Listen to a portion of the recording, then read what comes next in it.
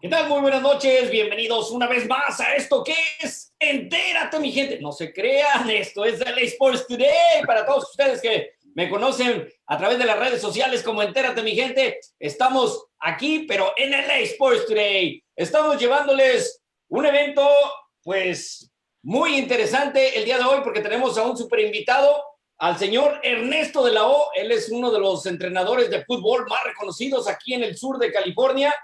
Y pues ya le estaremos dando la bienvenida. Mientras tanto, déjenme presentar al señor de las 1 millón de fotografías y todas de inmejorable calidad, el señor, nada más y nada menos que Roberto Cortés, Mr. Fútbol.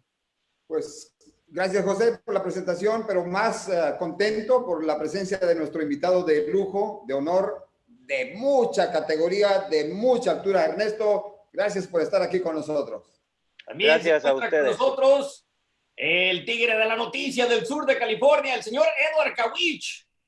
Como siempre, invitado de honor. ¿Qué tal, amigos? Y muy agradecido que me inviten una vez más, y también a Ernesto de la O, que nos vestimos de gala hoy porque lo reconoce mucho. Es un entrenador muy prestigioso. Ya he visto varios videos de sus seminarios que ha tenido y pues estamos muy contentos de tenerlo. Sí, aparte de que Ernesto de la O es entrenador de la USSF y también entrenador, pues se puede decir que de entrenadores de fútbol, o sea, entrenador de entrenadores, jefe de jefes, como quien dice. Bienvenido, Ernesto. Gracias a ustedes. Buenas noches a todos. Roberto, ¿cuál va a ser el tema principal de esta noche? Pues con Ernesto durante algunos días anteriores nos habíamos puesto de acuerdo en distintos tópicos, pero teniendo la presencia de Ernesto aquí con nosotros, será, wow, no sé ni por dónde empezar con toda la capacidad que tiene Ernesto y todo el conocimiento que tiene Ernesto. La verdad, José, esta noche nos vamos a, no solamente a deleitar, nos vamos a instruir, nos vamos a capacitar, nos vamos a enterar, pero sobre todo nos vamos a beneficiar. Todo el fútbol del sur de California se va a beneficiar de nuestro invitado de honor, Ernesto de la O, porque tenemos sin duda alguna, si no a uno de los mejores, al mejor en su categoría. Ernesto. Muchas gracias, muchas gracias. Yo creo que con esa presentación me comprometen más ustedes, ¿no? A mí me gustaría iniciar con una experiencia que yo tuve en una clase en filosofía, y nosotros le preguntábamos al maestro, ¿no? ¿Cómo se le explica a un niño lo que es la felicidad? Entonces él nos dijo, entréguenles un balón de fútbol y dejen que sean ellos mismos los que descubran lo que es la felicidad. Este pensamiento me lleva a lo siguiente, ¿no? ¿Cuál es el misterio que tiene el fútbol para hacer tan felices a los niños? Y no solo a los niños, porque también nosotros los adultos, cuando jugamos fútbol, nos convertimos en niños, ¿sí? Entonces, el hecho de querer investigar más acerca de esa magia, vamos a comenzar con algo bien básico, que son los componentes del fútbol.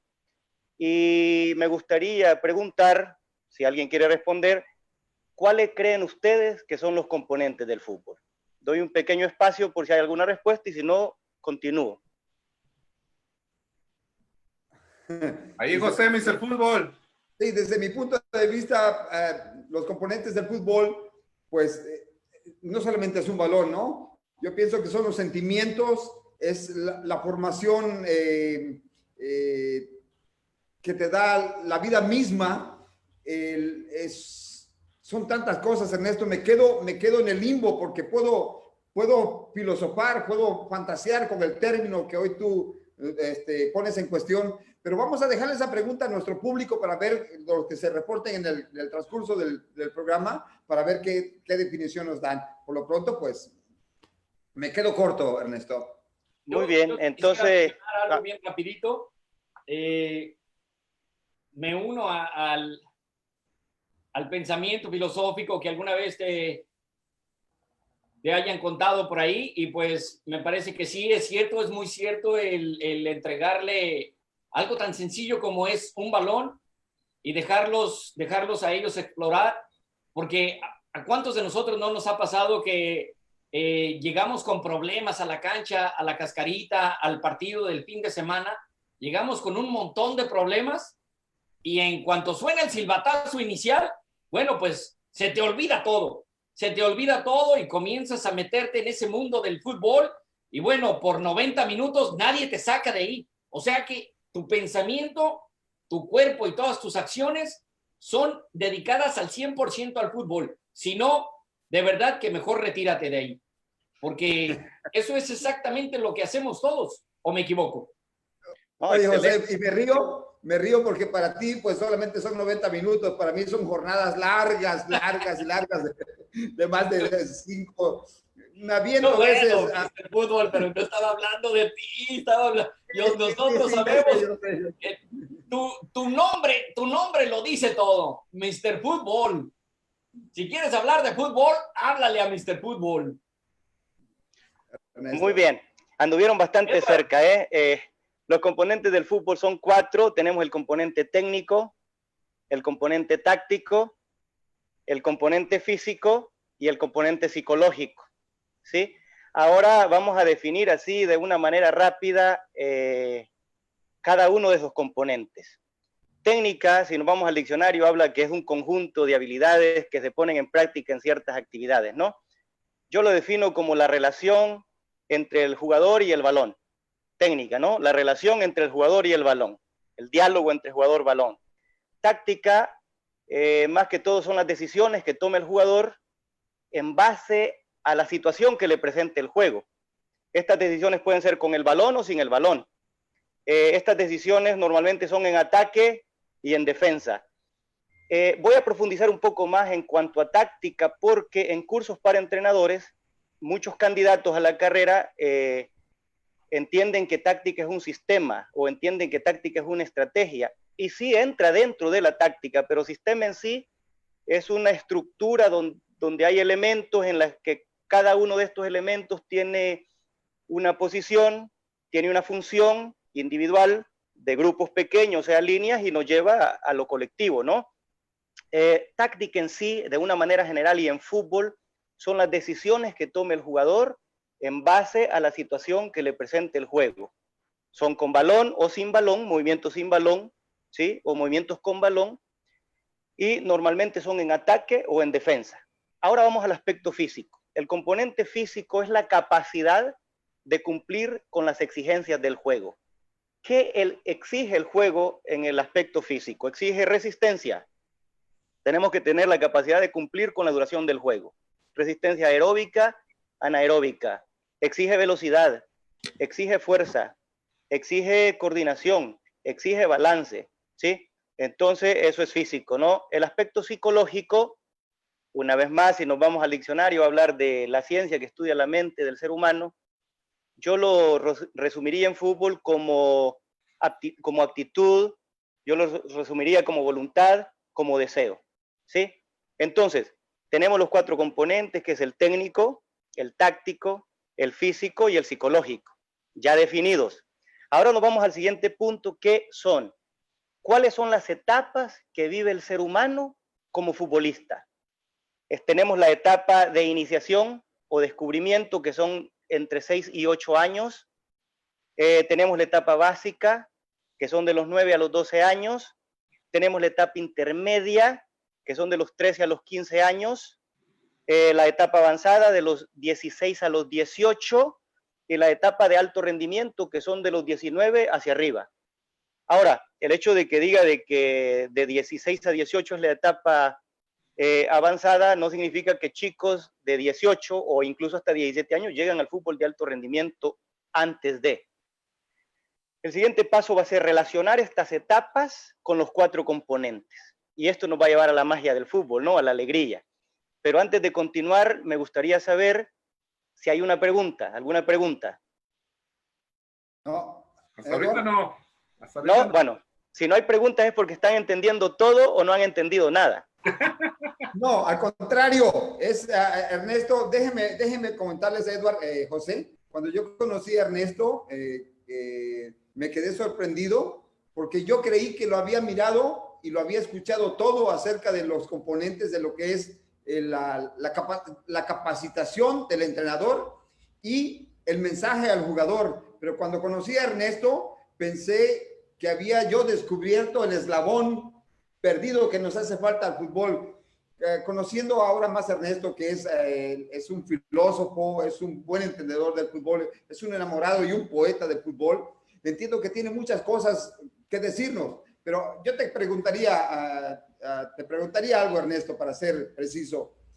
¿Qué nos ha hecho falta? ¿Qué le ha hecho falta a nuestro fútbol teniendo instructores tan preparados como tú? ¿En qué parte nos quedamos y por qué no?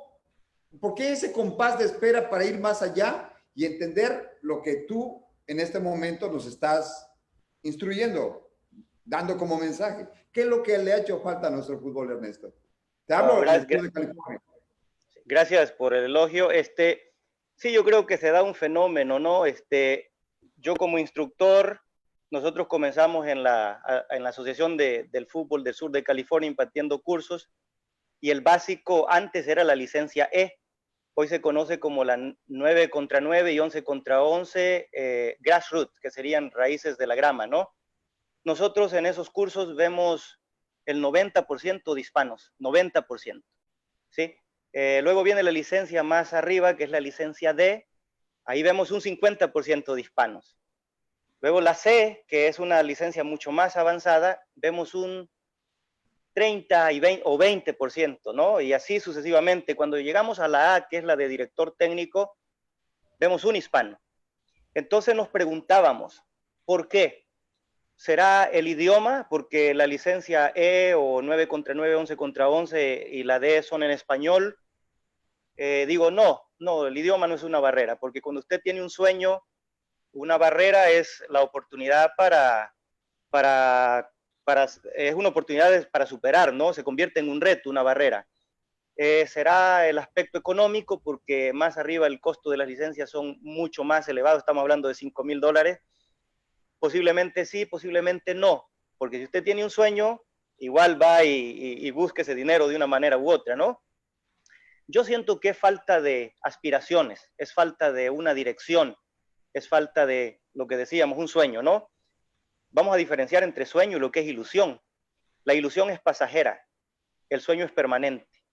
Entonces, normalmente los aspirantes a entrenadores que nos llegan a nosotros en esos niveles bajos, donde la mayoría son hispanos, llegan porque quieren entrenar a sus hijos. Llegan porque quieren entrenar a sus hijos o al grupo de amigos de sus hijos, y una vez que sus hijos juegan en la high school o se van al college o a la universidad, dejan de ser entrenadores. Entonces ven la carrera no como una carrera, perdón, la redundancia, no ven esto no como una carrera, sino como un pasatiempo ligero, ¿sí? Entonces, cuando nosotros tenemos un sueño, seguimos siempre adelante. Decía Jorge Valdano, ¿no? Decía, tener una dirección hacia dónde ir no significa que no vamos a caer, no significa que no vamos a tropezar. La ventaja que tenemos es que cuando nos levantamos y nos sacudimos, sabemos hacia dónde vamos, ¿sí? Entonces yo siento que eso es lo que nos está faltando, o les está faltando a los paisanos, ¿no? Tener una dirección definida, ¿ves? Entonces, para no alejarnos mucho del tema, ahora vamos a hablar de la relación entre las etapas del futbolista y los componentes del fútbol. En la etapa inicial, que son los niños de 6 a 8 años, ellos van al fútbol por diferentes y muchas razones. Unos porque su papá juega al fútbol y quiere que el hijo juegue al fútbol. Otros porque el mejor amigo juega fútbol y yo no tengo nada que hacer en la casa y me voy con mi amigo y juego fútbol. Otros porque sus papás los están forzando a ir al fútbol para que estén en alguna actividad deportiva. Otros porque vieron en la televisión un juego, les llama la atención el fútbol y quieren ser futbolistas. Las razones pueden ser muchas, diferentes, pero lo más importante es que nosotros, los entrenadores, entendamos que llegan con una chispa de fuego en el corazón, y que si nosotros creamos el entorno apropiado de diversión y aprendizaje, ¿sí? Que es un entorno positivo, esa chispa de fuego va a crecer y se va a convertir en una llama de pasión y la pasión va a llevar al respeto y al amor al deporte. Y amando y respetando al deporte, respetamos todo lo que rodea al deporte y más allá. Pero también se puede dar, desafortunadamente, el hecho de que un entrenador no preparado exija mucho en ese entorno, hayan muchas exigencias, repito, y finalmente terminemos apagando esa llama, ¿sí? Entonces, yo he visto niños que debutaron a los 6 años y se retiran a los 6 y medio y dicen que odian el fútbol. No odian el fútbol, odian el entorno que se creó. Y esto es por la falta de educación y preparación de un entrenador, ¿sí? Entonces, esta es la etapa inicial. ¿Qué tenemos que hacer? Dejarlos jugar, decirle, mira, allá está una portería que es en la que vas a meter gol y si metes un gol ganás. Atrás tenés una portería que tenés que defender y ahí tenés un rival y ahí está una pelota, ¿sí? Dejarlos jugar. Luego viene la etapa básica, que son los de los 9 a los 12 años. Ahí nosotros hacemos mucho énfasis en el componente técnico, que ya dijimos que es la relación entre jugador y balón. Tiene que haber mucha repetición, porque la repetición mejora la habilidad y la velocidad, ¿sí? ¿Cómo funciona esto? Voy a ir un poco más allá, quizás un poco más científico, y nosotros tenemos el sistema nervioso central. El sistema nervioso central tiene 3 neuronas primarias y miles de neuronas secundarias. Las neuronas primarias, la neurona sensorial, que es la que trabaja con los 5 sentidos, es la que recibe información. La neurona conectiva, que es la que recibe y procesa la información, y la neurona motora, que trabaja con los músculos y responde al estímulo, ¿sí? Entonces, las neuronas secundarias son las que trabajan entre la neurona sensorial y la neurona conectiva, neurona motora, y son las que se encargan de llevar este mensaje, ¿no? Por todo el cuerpo. Nosotros cuando repetimos un gesto técnico, por eso decía, la repetición es clave, porque la repetición mejora la habilidad y la velocidad. Al repetir un gesto técnico, muchas veces, la neurona conectiva con el tiempo graba la información y hay un momento que la neurona motora ya no tiene que esperar la información que recibe de la neurona sensorial, porque la información ya está registrada en la neurona conectiva y hace que la neurona motora, los músculos, respondan de manera automática. Me parece que tenemos unos saludos, ¿verdad, Eduardo? Sí, tenemos varias gente que nos está conectando. Tenemos a Gabriel Osorio que manda saludos. También Víctor Castillo manda saludos a LA Sports Today. José Mesa manda felicidades por su programa. Ernesto es uno de los mejores instructores de fútbol con el cual hice mi licencia D hace ya varios años. Alonso Gómez manda saludos. José Mesa dice que ¿por qué las licencias B y A se dan muy pocas veces? Josefat Victorino nos manda saludos. También José Figueroa, siempre fiel, ahí nos está siguiendo. Juanita Mares manda saludos desde Alemania. Y bueno, pues hay varios que están comentando en LA Sports Today en estos momentos. Y bueno, pues no, es solamente pues estos saludos y pueden continuar a Mr. Fútbol. Yo quiero hacerle una preguntita a Ernesto, basado en lo que ha estado diciendo hasta ahorita. Ernesto, tú has tenido capacitaciones prácticamente, se puede decir, en medio mundo, ¿no? Has estado en Argentina, en Inglaterra, en El Salvador, en México. Has estado impartiendo cursos de capacitación para entrenadores.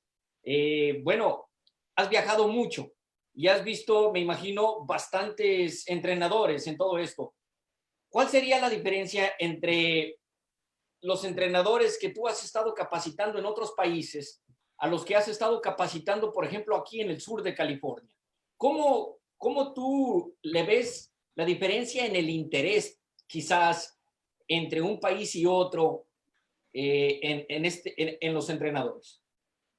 Sí, bueno, yo principalmente es la cultura, y la cultura tiene, usted sabe que tiene necesidades, ¿no? Entonces, en los países fuera de los Estados Unidos, los candidatos a entrenadores que nosotros tenemos van a vivir de la carrera, van a hacer del fútbol una profesión. Aquí los entrenadores llegan, como les decía al principio, por entrenar a sus hijos, por entrenar a los amigos de sus hijos, y luego cuando ellos dejan de jugar a nivel club, a nivel infanto juvenil, y se van a las high school, el entrenador dejó de ser entrenador. Entonces esa es la diferencia, ¿no? El enfoque, el objetivo que tiene cada uno de los entrenadores, y es cultura, es cultura. Más que nada. Muy bien. Pues, más que nada. Gracias. Edward. Ernesto, bueno, pues una pregunta muy popular que vemos allá afuera y que me da mucha curiosidad saber, porque usted es muy conocedor de todo lo que es el desarrollo de un futbolista. La pregunta de siempre, ¿un futbolista profesional se hace o se nace? ¿Se nace o se hace? Muy buena pregunta, excelente pregunta, porque la he tenido en otros cursos. Vamos a hablar del componente técnico, ¿no? Que es el principio, ¿no? Mire, pueden suceder las dos cosas. Nace porque nosotros nacemos con cualidades innatas, y también del entorno adquirimos otras cualidades. Entonces somos la composición de cualidades innatas y cualidades adquiridas. Eso somos nosotros, ¿no? En fútbol no es la excepción. Muchos nacen con esas cualidades y las mejoran a través del trabajo, las pulen a través del trabajo. Otros tienen que tener ciertas facultades, ¿sí? Entonces, aunque no hayan nacido, pero que tienen tienen ciertas facultades, con el trabajo y el tiempo pueden mejorarlas. ¿Por qué? Porque la técnica es una capacidad con la que se puede nacer y se aprende. La táctica es una capacidad. La psicología es una capacidad. Perdón, la física es una capacidad. La psicología es voluntad. Entonces, usted se va a encontrar con jugadores que tienen un desbalance, que tienen muy buenas capacidades, pero muy poca voluntad. Esos no llegan lejos. Sí. Se puede encontrar con jugadores que tienen mucha voluntad, pocas capacidades, pero como hay voluntad, con tiempo y un buen trabajo, va a lograr esas capacidades. Entonces, las dos cosas, para responderle, Edward, son las dos cosas. ¿Se nace o se pueden adquirir? Gracias. Sí. Se nace y se pule. Se nace y se pule, sí, sí. Un día vamos a jugar, para ver cómo andan ustedes. Oh, ya estuvo. Bueno, ahora vámonos a lo que decía, ya hablamos del aspecto técnico y hablamos del sistema nervioso central, que es más científico, y no quiero ahondar porque nos vamos a ir muy lejos. Vamos a hablar del aspecto físico, ¿no? Y toco el aspecto físico porque es una ciencia bastante delicada, y muchas personas creen que lo más fácil es ir, colocar un par de conos y saltar esos conos y hacer ejercicios que encuentran en videos. En física se puede trabajar con los chicos desde los 9 hasta los 14 años, se puede trabajar velocidad, se puede trabajar resistencia, coordinación, balance, etcétera, etcétera. Menos fuerza. Pero cuando digo menos fuerza, me refiero a la fuerza de multisaltos o saltos de vallas, ¿sí? ¿Por qué? Porque a esa edad todavía están creciendo. Cuando nosotros hacemos ejercicios de fuerza, trabajos de fuerza, lo que hacemos es que la masa muscular se ensancha, o sea, crece a lo ancho. Y al crecer la masa muscular a lo ancho, evita el crecimiento de 2 pulgadas, ¿sí?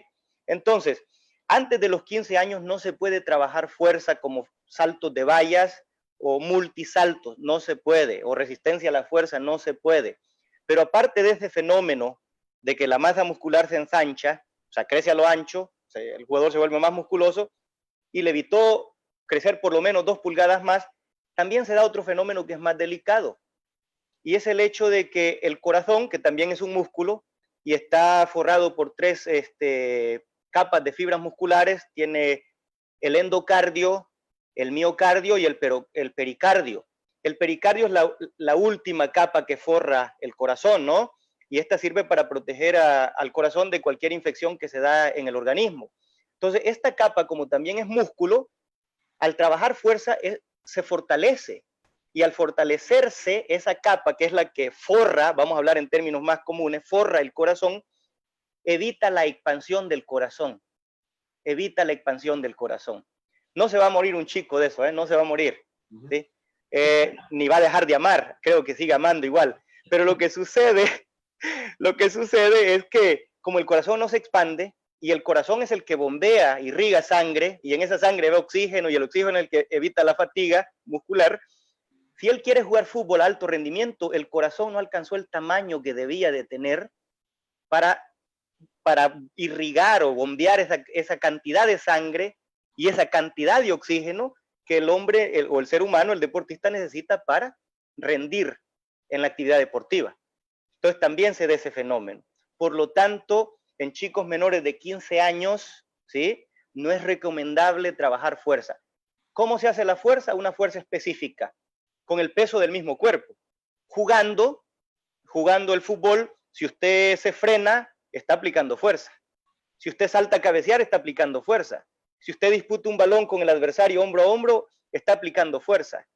Si usted salta a cabecear y cae, está aplicando fuerza, pero con su mismo peso, y es una fuerza específica porque está relacionada al deporte. ¿Sí? Oye, Ernesto, entonces se recomienda, por ejemplo, las lagartijas, las abdominales y todo este rollo, y los pull-ups, ¿se recomienda para menores de 15 años o no? Bueno, porque para los entrenadores, ¿no? Para ver si sí. por ahí aprenden algo. Bueno, vamos a dividir el cuerpo en el tren superior y el tren inferior, ¿no? El tren superior, que son de la cintura hacia arriba, los brazos sí se pueden fortalecer con push-ups, ¿verdad? Con lagartijas, sí se puede, no hay ningún problema a ciertas edades, porque también hacemos un daño en el sistema óseo, que son los huesos, ¿no? Pero sí se pueden hacer push-ups, o sea, el tren superior lo puede trabajar, ¿sí? El tren inferior, que son las de la cintura hacia abajo, las extremidades inferiores, no es recomendable. El punto de balance, que es el abdomen, con las abdominales, ese sí se puede trabajar, porque ahí no pasa nada. De hecho, es necesario fortalecer ese punto de balance entre el tren inferior y el tren superior. Es necesario. Entonces, ahí no pasaría mucho. No hacemos daño, ¿eh? No hacemos mucho beneficio, pero no hacemos daño. Sí. Oye, Roberto, me preocupa algo que comentó Ernesto. Dice, él estaba describiendo las etapas de tal edad a tal edad, es la etapa esta. Y yo le quería preguntar, bueno, y los que ya llegamos del 19 y más y pasamos todavía eso, ¿en qué etapa estamos? Por ejemplo, yo, ¿estoy en la etapa lastimable o qué rollo? En la etapa de retiro. Eso. En la etapa de comentarista, periodista, ahí donde está bien, no se preocupe. Ahí se puede quedar. No, son bromas, ¿eh? Bueno, para todos los que nos están apenas sintonizando, los que nos están mirando, que recién llegan a sumarse a la gran audiencia que tenemos en el Sports Today, se encuentra con nosotros Ernesto de la O, el hombre, la personalidad que ha pasado de lo teórico, de lo táctico, de lo práctico, al fútbol, a la esencia de la vida del campo. Ernesto, yo he escuchado infinidad de veces y cabe mencionar esto por lo que tú acabas de comentar. Las etapas. ¿En qué etapa al jugador se le deja de atender para conseguir su propósito? Yo he escuchado a muchos entrenadores que dicen, es que ya de la categoría de 15 o de 17 a los 19 ya no llegan a entrenar, ya no llegan a jugar, sus papás ya no los llevan, sus papás ya no los mandan, pero sí quieren ser profesionales. ¿Cuál es la ausencia del interés en esa etapa, Ernesto?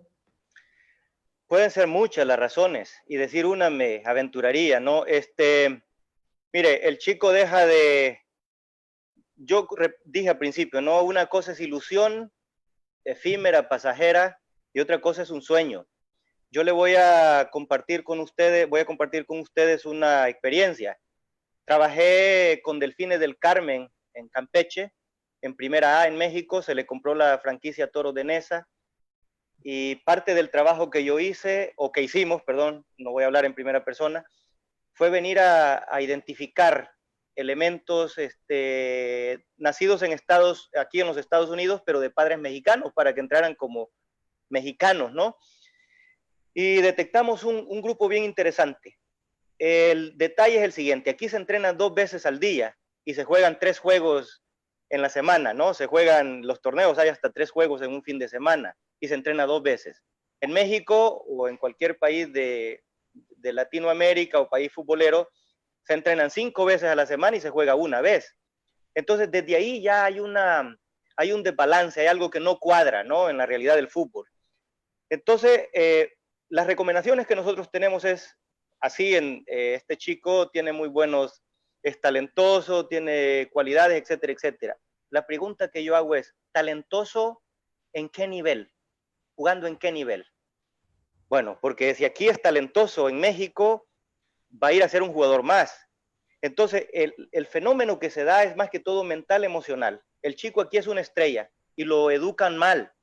Lo educan mal desde que el entrenador se lo lleva y le compra un par de zapatos, desde que el entrenador le permite ciertos actos de indisciplina, desde que el entrenador le permite no ir a entrenar, pero el domingo ahí está y juega.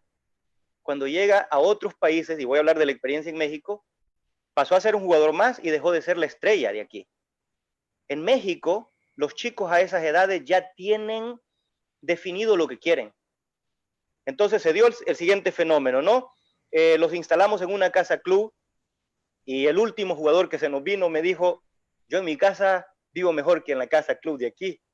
Sí, claro, pero si tenés un sueño hay un precio que pagar por el sueño. Hay un camino que recorrer, ¿sí? Entonces, luego me dice, yo me voy y trabajo así, no quiero hacer publicidad, nada, no, en cualquier otra cosa ya, pues no quiero hacer publicidad, y me dice, y gano más de lo que ahora mismo estoy ganando aquí, sí, porque tenés que pagar un derecho a piso. La pregunta es, ¿estás convencido de lo que querés? Y me dijo, es que no sé. Ah, bueno, entonces, sin ningún problema te regresamos a los Estados Unidos. Entonces yo creo que hay una ilusión aquí en Estados Unidos, en algunos chicos, no todo, no estoy generalizando, en algunos chicos es una ilusión pasajera, le crean un mundo de fantasías, pero cuando va a una realidad no está preparado para esa realidad, no está preparado para esa realidad. Entonces, lo más fácil es abandonar la lucha, eso es lo más fácil, y luego quejarse que allá no me trataron bien, que allá existe favoritismo, que allá, y vienen con miles y miles de excusas, algo que no es cierto, porque yo lo he vivido como entrenador, nosotros participamos como entrenadores y lo llevamos. ¿Sí? Curiosamente, yo me metí en un rollo, Edward, Roberto, recordarán que me metí en un rollo porque varias personas comentaron acerca de lo que yo dije. Precisamente hace unas semanas estábamos hablando de ese tema en el que se iban un gran número de jugadores de aquí del sur de California, de los Estados Unidos, se iban a calar a México y resulta que regresaban decepcionados. Y yo hice el comentario de que obviamente no iba a ser lo mismo y que no les iban a estar poniendo el pañalito y dando el biberón y todo el rollo, porque pues ya allá las cosas son diferentes. Bueno, pues algunas personas, digo, con todo respeto, me mandaron decir que yo estaba muy equivocado y digo, bueno, quizás lo tomaron desde un punto de vista diferente, pero ahora Ernesto lo está reiterando, está diciendo lo mismo que habíamos dicho hace unas semanas, que quizás nosotros como padres, como entrenadores acá en el sur de California, los estábamos mal acostumbrando, si se puede decir ese término, en el que les están dando las oportunidades de jugar aun cuando hay indisciplinas durante la semana, cuando llegan tarde, cuando se creen las estrellitas, les compran el zapato. Entonces, pues quizás nosotros seamos los que estamos de alguna manera dándole de comer a esos malos hábitos. Así es, sí. Aquí tengo unos saludos antes de seguir. La escuela Atlas FC de Orange County manda saludos al profesor Ernesto, gran instructor de fútbol. Varios de Atlas Capistrano tomaron la clase de capacitación con él y muy bueno también para todos. Y que es bueno para poner apodos, dice. Saludos, profe, dice Willy Orca Montenegro. Al profe de la O, desde acá del Valle de San Fernando, tuve la dicha de agarrar mi licencia E de sus manos, un excelente curso, y andamos siguiendo sus consejos y nos quedamos estancados porque esto del fútbol es de nuevos conocimientos cada día, dice el Cruz Azul de SC del Valle de San Fernando. Andrés Jaimes nos manda saludos a Roberto Cortés y a todos los de la transmisión.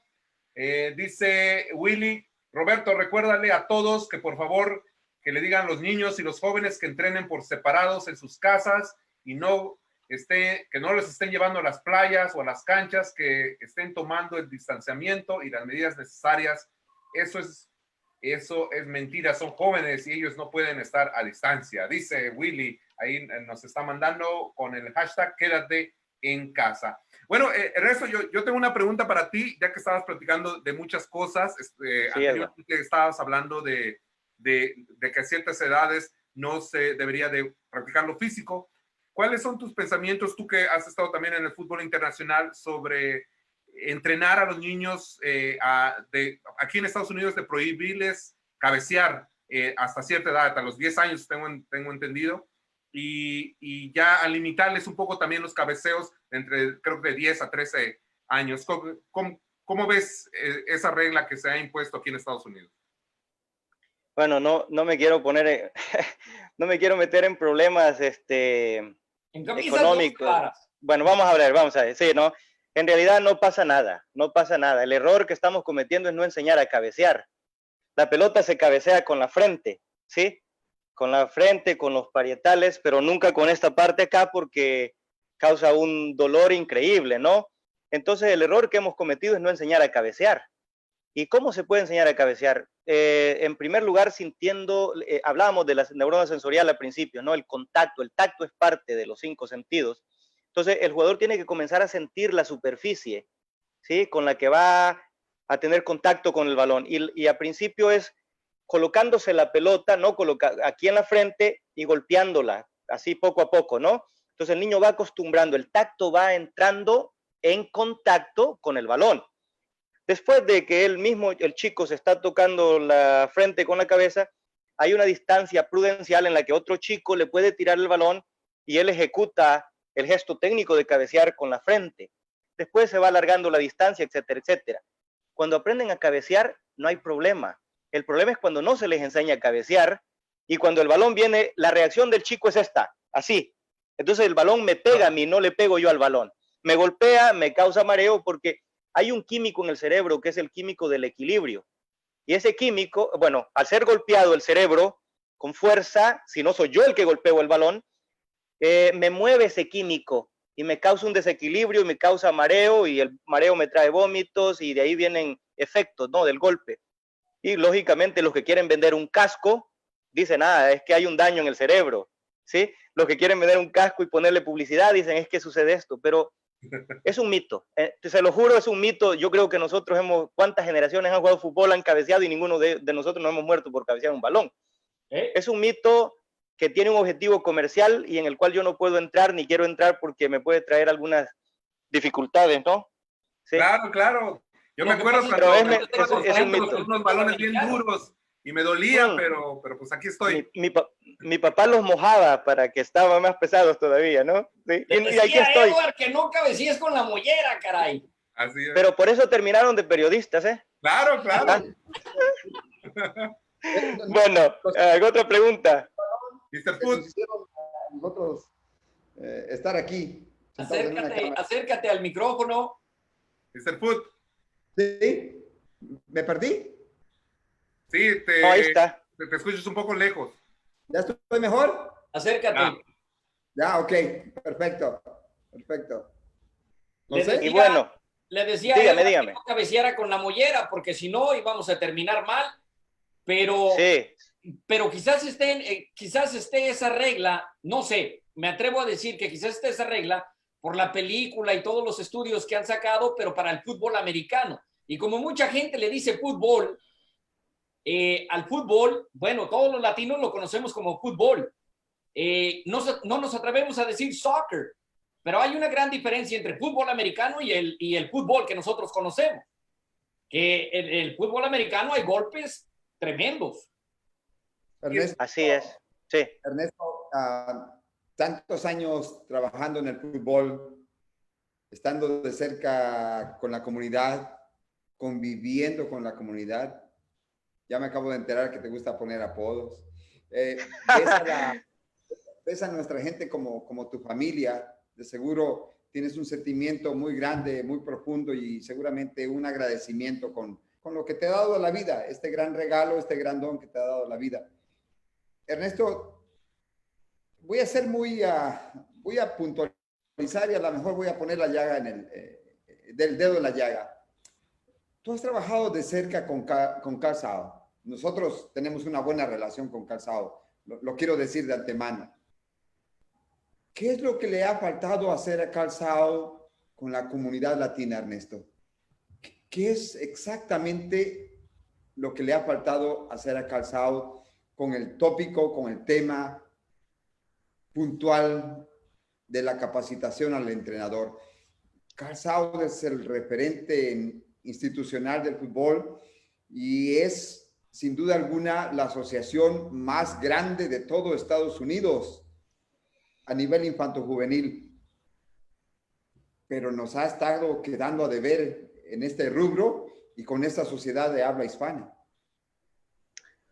Muy buena pregunta. A ver, yo creo que viniendo de una persona tan involucrada con el fútbol como usted y ustedes, me gustaría que usted me dijera a mí en qué hemos fallado nosotros como Calzado, ¿verdad? Para identificar en qué hemos fallado, para analizar y para presentar soluciones a la comunidad. Y yo llevaría el mensaje. Sí, bueno, es que yo creo que yo veo y entiendo, como lo mencionas tú, que la mayoría de los entrenadores son papás que se involucraron en el juego porque al hijo le gustó, porque al amigo lo llevó, todos los antecedentes que tú ya diste. Pero cuando oigo a un entrenador, métete para afuera, salte más para adentro, ese idioma universal del fútbol me imagino que es el mismo donde quiera cuando se trata de hablar de una manera técnica. Me quedo pensando en tantas ocasiones cuando el entrenador de barrio se comporta muy mal en su liga y se atreve a cruzar la línea y se atreve a gritarle al árbitro y se atreve a confrontar a la misma o al mismo padre de familia, pero él está jugando otro torneo, tiene otro perfil cuando está jugando un torneo afiliado, asociado, integrado a una competencia de alto rendimiento o de alto perfil. Y es ahí donde me pongo yo a pensar, sé que es responsabilidad de todos, pero estoy hablando de la Asociación del Estado, Ernesto. Nosotros como Calzado hemos tirado la semilla, y muy buena semilla, pero la semilla puede caer en tierra fértil y en tierra no muy fértil. Entonces nosotros creo que hacemos nuestro trabajo, ¿verdad? Algunas personas lo van a tomar, otras personas no lo van a tomar, y creo que el trabajo de nosotros, ahora que usted me lo menciona, va a ser eso, ¿no? Ir quizás tener más presencia en esas canchas de fútbol, observar a estos entrenadores, y de hecho existen reglas en Calzado, que si un entrenador le falta el respeto al referee y es demasiado fuerte, si le falta el respeto al público del adversario y es algo demasiado delicado, nosotros tenemos la potestad de retirar esa licencia, ¿sí? Entonces, ahora que usted lo menciona, yo voy a llevar el mensaje a la asociación para ver si tenemos más presencia en estas canchas de fútbol, observar el comportamiento de estas personas que son el ejemplo a seguir de muchos jóvenes y que no es muy buen ejemplo si están actuando así, y comenzar a retirar licencias. Oye, Ernesto, muy buena pregunta, Roberto. Me quedé con la boca abierta. Qué buena respuesta también de Ernesto. Me encanta que se hagan este tipo de preguntas así, sin pelos en la lengua. Y hablando de eso, yo te quiero hacer otra pregunta acerca de algo que tú mencionaste. Tú mencionaste que ya en la clase A, pues había un latino como entrenador, que en diferentes niveles, pues se iban quedando. Era como una coladera, ¿sí? Se van filtrando, y a final de cuentas, en la etapa ya superior, en el nivel ya superior, pues nada más hay un representativo de los latinos. Un latino comparado a los demás grupos étnicos, ¿no? Sí. Pero yo quiero hacerte la pregunta así muy similar a lo de los entrenadores, pero con los futbolistas, con los jugadores. ¿Por qué hay tan poquitos o tan pequeño el número de jugadores que son prácticamente hechos aquí en los Estados Unidos en los niveles profesionales latinos? O sea, jugadores latinos que lleguen al nivel profesional, pues son muy pocos los que están hechos aquí en el sur de California o en los Estados Unidos. Como Me preguntan en la MLS más que todo. ¿En la Liga Mayor de Fútbol de los Estados Unidos? No. ¿O a nivel general? ¿Hay más latinos en la MLS que en ningún otro grupo? No, no.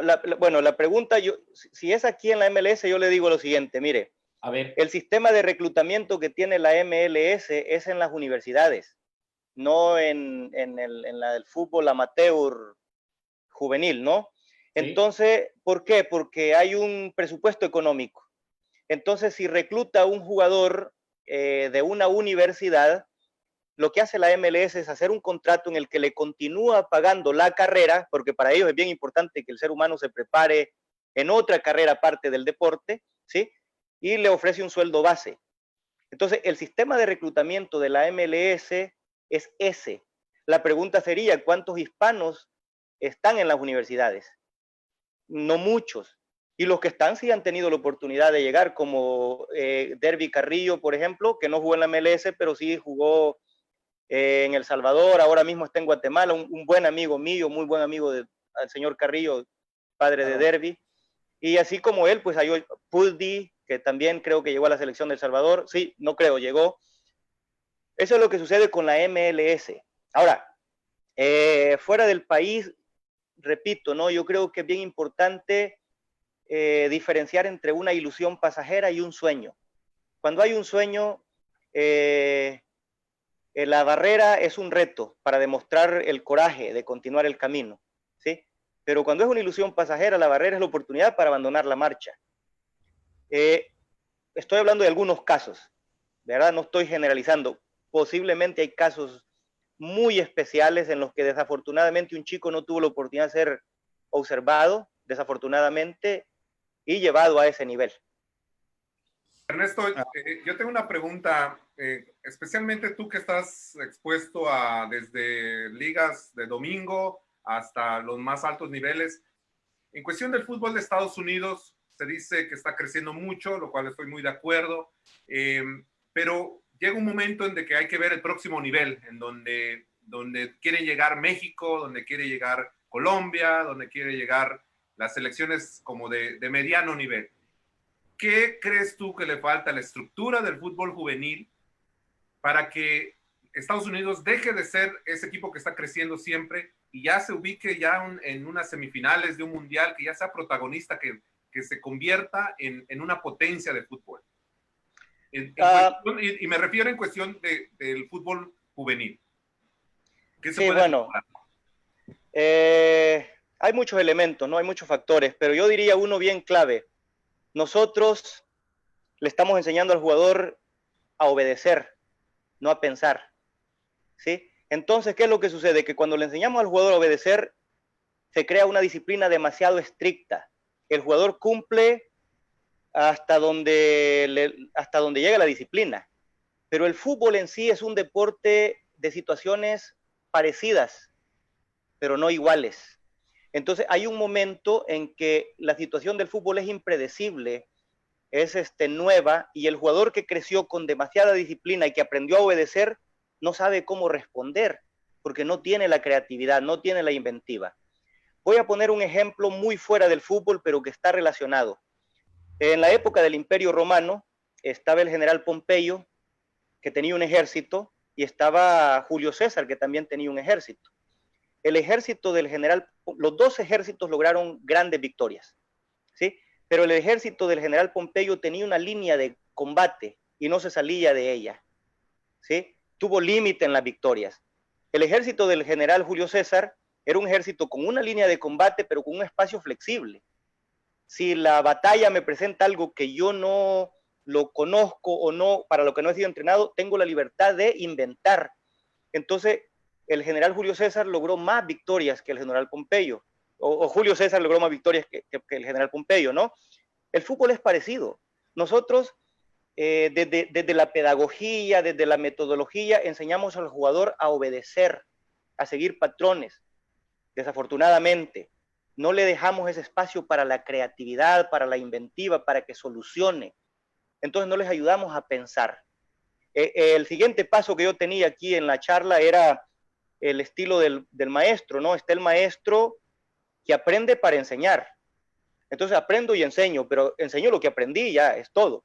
Está el maestro que conduce para ayudar. Bueno, quiero llevarlo hasta este punto y ahí lo dejo y después que él resuelva. Está el que enseña para aprender o el que orienta para aprender. Entonces, para mí ese maestro es clave, el que orienta para aprender, porque no hay límite en el aprendizaje, no hay límite en la enseñanza. Y le enseña al jugador a pensar y lo inspira, ¿sí? Hay tres tipos de entrenadores. Está el dictador, el que dice esto es así y no deja espacio para cuestionamiento. Está el entrenador conceptual, es aquel que dice, mira, estas son las situaciones en fútbol, ¿no? Estas son las opciones, toma tu propia decisión, pero asume los riesgos. Ese ayuda a pensar, ¿sí? Está el entrenador que provoca, que dice, te apuesto que esto no lo puedes hacer. Le toca el orgullo al ser humano y dice, yo sí lo puedo hacer, a ver, demuéstramelo.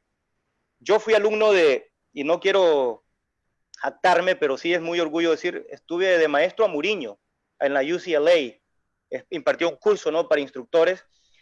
Entonces Mourinho, que muchos, tienen algo que no comulgan con la filosofía de Mourinho. A mí me gustó algo de él, ¿no? Es un técnico provocador. Es un técnico provocador. Todo lo que hace lo hace a propósito. No es una persona déspota, es muy inteligente. Entonces, está el técnico dictador que le dice esto se hace así y no hay espacio para preguntas. Obedece y hazlo si quieres estar aquí. Está el técnico conceptual, le ayuda a pensar. Y está el técnico, el provocador, que es el que lo inspira. La combinación del conceptual y el provocador para mí es clave. Para mí al jugador hay que enseñarle a pensar y hay que inspirarlo a que se lance a la lucha por alcanzar su sueño. Eso es importante. En Estados Unidos, la metodología, la pedagogía está muy relacionada a la cultura. El anglosajón es muy disciplinado y es tan disciplinado que en el pecado lleva la penitencia. Sí. Porque cuando el fútbol te exige, a ver, tienes que sacar algo de vos, no lo tiene. Y como no lo tiene, se limitó y hasta ahí llegó, ¿no? Para mí eso es bien clave. Enseñar a pensar e inspirar al jugador, no enseñarle a obedecer. Roberto. Sí, no, pues estoy así, con la baba caída, ¿no? Nutriéndonos, capacitándonos, esta clase que, híjole, faltan 5 minutos para la hora, pero que a mí no quisiera que se terminara el tiempo, para mí no quisiera que pasara ni un minuto más. Ernesto, bien explicado todo, maravilloso, es enriquecedor este programa, sin duda alguna, para toda la audiencia que nos está sintonizando. Ernesto, una pregunta o una sugerencia, ¿será posible, te suplicaría, que le llevaras a Cal Saul el mensaje de decirles que por favor se empleen en programas mixtos para la comunidad de ligas no afiliadas, no asociadas?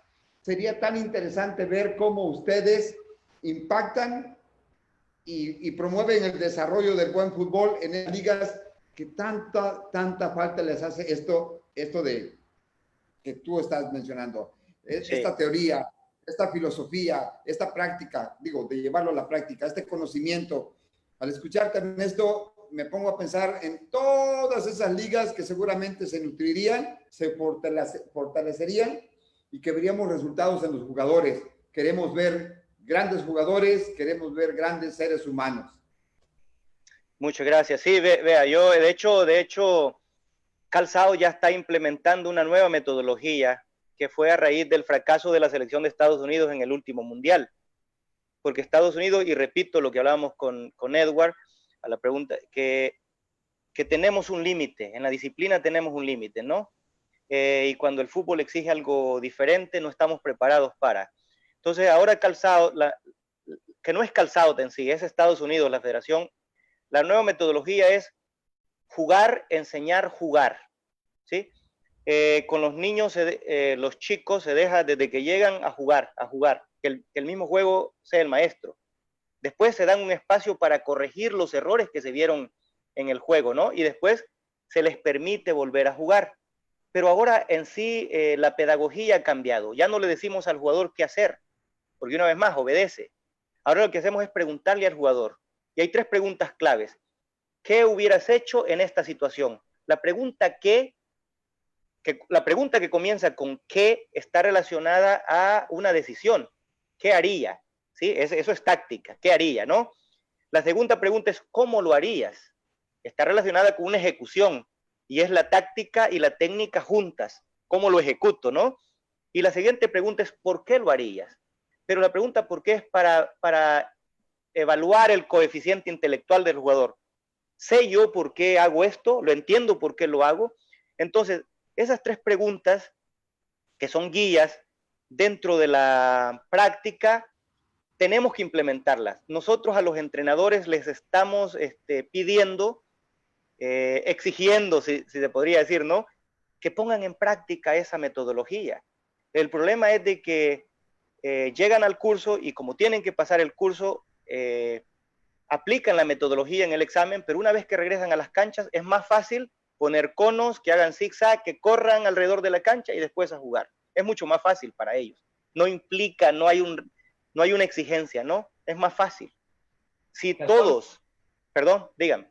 Casualmente, y un comentario bien rapidito, en alguna oportunidad que tuvimos de trabajar en una universidad, me di cuenta de que sí, quizás los anglosajones son bastante cuadrados en su táctica, de la manera de jugar, como los forjan, como los guían, así juegan específicamente como les dicen que jueguen. Entonces, en una ocasión me tocó ver que un muchacho que jugaba muy bien en la media cancha, lo pusieron de defensa y fue un desastre. ¿Por qué? Sí. Porque quería jugar de acuerdo a los protocolos que les habían enseñado a los defensas. Y me parecía que hasta se le había olvidado cómo jugar al fútbol. Desafortunadamente. Un anglosajón. Desafortunadamente no crean patrones. No sé, es una cultura anglosajona, ¿no? Que marcan una línea y no hay que salirse de la línea. El problema es que cuando el camino tiene una barrera, hay que buscar alternativas. ¿Estamos preparados para las alternativas? A veces no. ¿Cómo estamos con el tiempo? Porque no les quiero ahí robar. Ya estamos en la recta final. Bueno, entonces agradecerles a ustedes 3, Edward, señor Ábalos, Roberto, por la invitación. Agradecerle a las personas que se tomaron el tiempo de escucharnos, que se tomaron el tiempo de saludar. Recuerdo a muchos de ustedes. Me hubiese gustado copiar los nombres. Me acuerdo de las personas de Atlas, al señor José Mesa, lo recuerdo también. Cruz Azul, lo recuerdo. Y un saludo a todos y los que me escaparon, que me disculpen. Cerrar con una frase de César Luis Menotti que dice: el día que yo despierte creyendo saber todo en fútbol, ese día me retiro, porque en lugar de ayudarle al deporte, le voy a hacer un daño y no es justo. Muchas gracias, buenas noches y vamos a continuar con esto, que no sea la última vez. Por supuesto. Edward, tus comentarios. No, solamente que eso fue un lujo tenerlo usted, Ernesto. Ojalá que pronto nos vuelva a acompañar y le prometemos tener más preguntas pues curiosas que tenemos nosotros del fútbol juvenil. Y nomás para unos saludos finales, Germán Aguilar nos manda saludos. Cristian Esnal dice gran conocimiento en la materia, saludos al César, lo que es del César. Felipe Bernal también nos manda saludos. Gabriel Osorio también nos manda saludos. Y bueno, pues como decía, muchas gracias, Ernesto, y ojalá que ya que pase todo esto de la pandemia, nos podamos ver en persona y mostrarle todos nuestros agradecimientos. Así será, así será. Hay que confiar, vivir con fe y no con miedo. Roberto, tus impresiones finales. Pues yo estoy feliz, contento de tener a Ernesto. La verdad que es, como dice Edward, es un lujo tener a esta clase de personalidades en LA Sports Today. Ernesto, quiero que te comprometas con nosotros a estar en la segunda parte. Ernesto de la O, el poeta del fútbol. Yo te voy a bautizar también. Bueno, muchas gracias. El apodo. El apodo. Ernesto de la O, el poeta del fútbol. Amén. Así va a ser. Ahí vamos a estar. Bueno, pues parece mentira. Yo también, de mi parte, me gustaría también agradecerle a Ernesto de la O. Yo creía que sabía un poquito acerca del fútbol, pero ahora me doy cuenta que no sabía nada. Pero bueno, ya aprendí un poquito. Ahora sí, ya puedo decir que ya llegué bueno, pues a un nivel inferior, pero ya voy avanzando, ya es positivo.